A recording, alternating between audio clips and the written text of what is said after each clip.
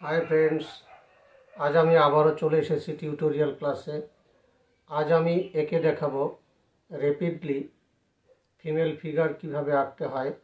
ভিডিওটি স্কিপ না করে তোমরা সম্পূর্ণ ভিডিওটি দেখলে আমি নিশ্চিত তোমরা উপকৃত হবে। তাই কথা না বাড়িয়ে চলে যাই ড্রয়িং খাতায়। এই ছবিটি থেকে আমি এই ছবির মধ্যে যে অঙ্গভঙ্গি রয়েছে সেই অঙ্গভঙ্গিগুলি সুন্দর করে তুলে ধরব। প্রথমে আমরা মাথার জন্য একটি বড় শেপ নিয়ে নিলাম।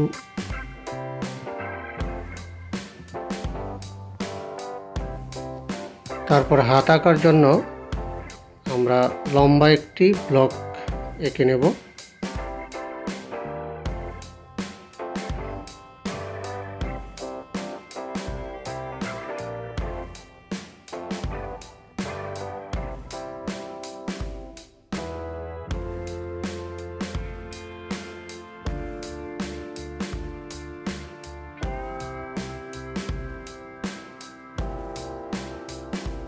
আজকের ভিডিওর মূল বিষয়বস্তু হচ্ছে র্যাপিডলি জেস্চারস ড্রয়িং।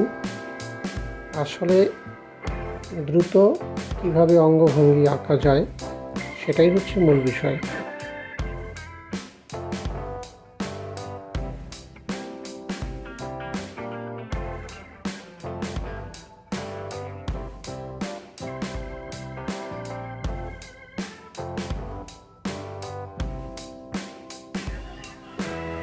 এই ছবিটি আঁকার জন্য আমি অনেকগুলো ব্লক ব্যবহার করেছি। তো তোমরা যখন ছবি আঁকবে তো এইভাবেই ব্লক ব্যবহার করেই ছবি আঁকবে।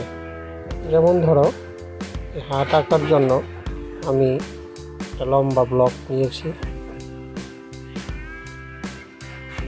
আবার নিচের দিকে হাতের আঙ্গুল আঁকার জন্যও আমি ব্লক ব্যবহার করেছি।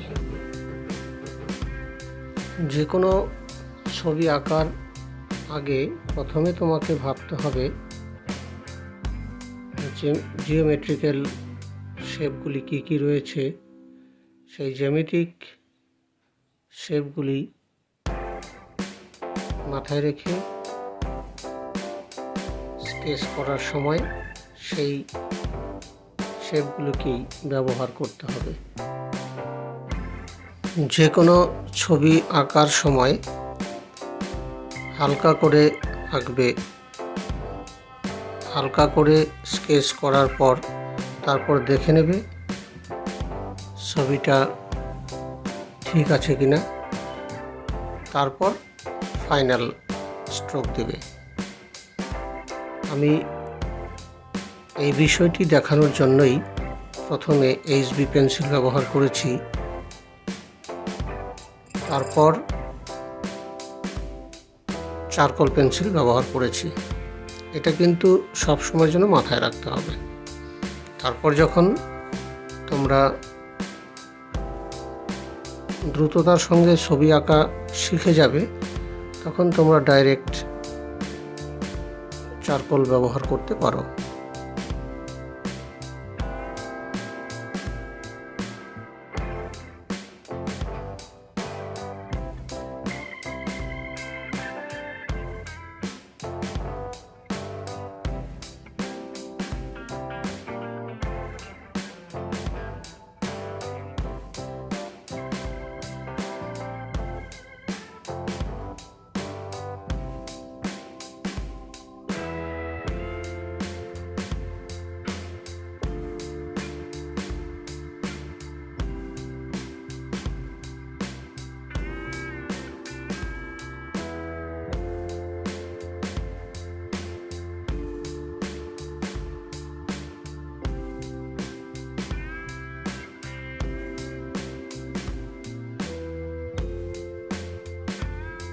আঁকার জন্য আমি এখানে ব্ল্যাক চারকোল ব্যবহার করেছি, সফট চারকোল। এবার আমরা ব্লকগুলিতে সফট চারকোল ব্যবহার করে কমপ্লিট করব ছবিটি।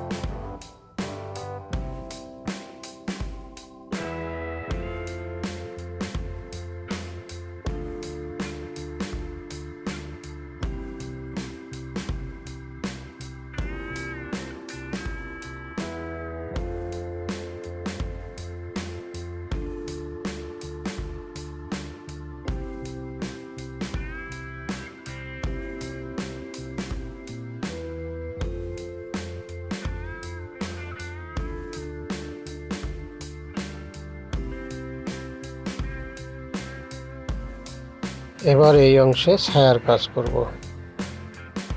ছবিটিতে আলোর কাজ বেশি রয়েছে, ছায়ার কাজ খুব কম রয়েছে। এই অংশে ছায়া পড়েছে, হাতের আঙ্গুলগুলি এঁকে নেই।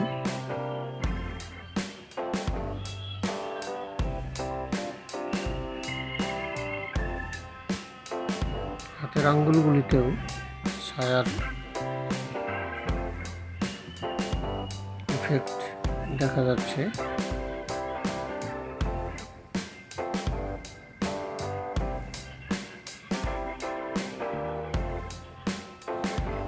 এবার আলো ছায়ার কাজ করতে করতেই ছবিটিতে আমরা শেষের দিকে পৌঁছে যাব। আলো ছায়ার কাজ হয়ে গেলেই ছবিটি কমপ্লিট হয়ে যাবে।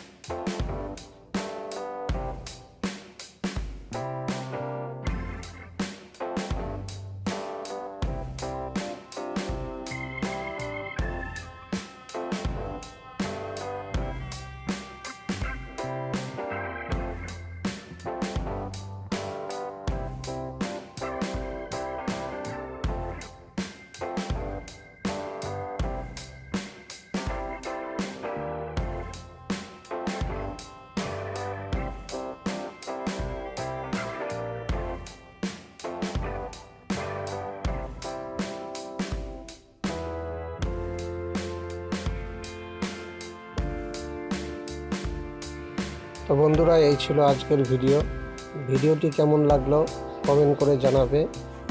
Thank you for watching.